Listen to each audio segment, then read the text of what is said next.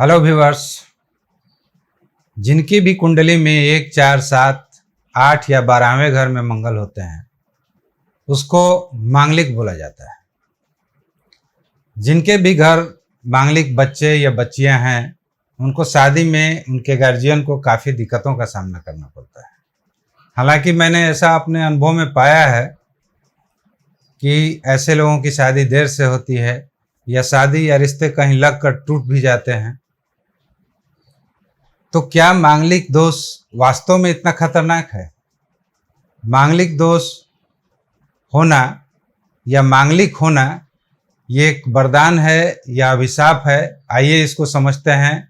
Astro sir से सुरेंद्र राय मैं स्वागत करता हूं आपको अपने चैनल में और इस चर्चा को आगे बढ़ाते हैं। जिनके घर में भी मांगलिक बच्चे या बच्चियां होती हैं वास्तव में उनको शादी विवाह में काफ़ी तकलीफ़ों का सामना करना पड़ता है।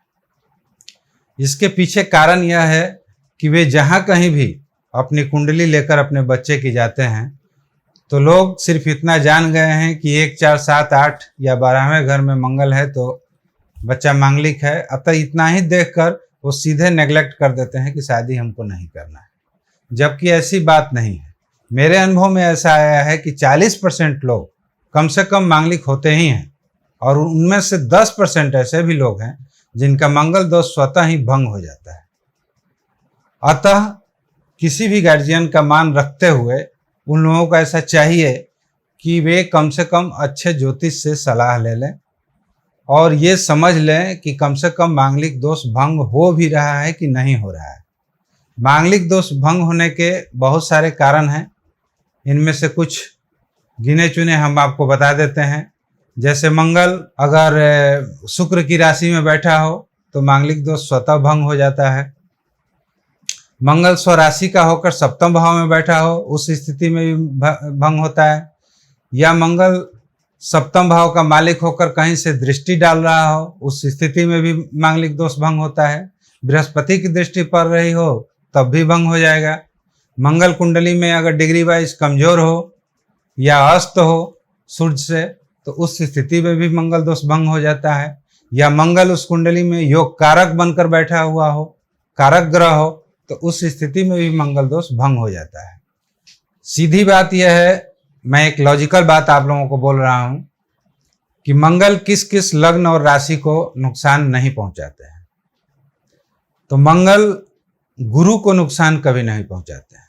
गुरु का जो भी राशि है, धनु है, मीन है, तुला है, वृष है, शुक्राचार्य भी एक गुरु ही माने जाते हैं, इसलिए गुरु को ये कभी नुकसान नहीं पहुंचाते हैं। तो 4 राशियां तो इसी तरह से बच गई, तुला, वृष, धनु और मीन। अब ये मकर राशि में जाकर ऊंच के हो जाते हैं, अतः मकर राशि वालों को भी इनसे डरने की जरूरत नहीं है। इनकी खुद की राशि मेष होती है, खुद की राशि वृश्चिक होती है, अतः इन राशि को भी ये नहीं नुकसान पहुंचाते। अतः 7 राशियां तो ऐसे ही बच गई। अब बाकी सब राशियों के साथ इनका मिलान करना थोड़ा बहुत आवश्यक हो जाता है। हालांकि मेरा ऐसा मानना है कि जिनके भी घर मांगलिक बच्चे पैदा लेते हैं वे आदमी बहुत भाग्यशाली होते हैं, क्योंकि मंगल उन पर हावी होता है। मंगल से वो पूरी तरह प्रभावित होते हैं और मंगल एक सेनापति होते हैं।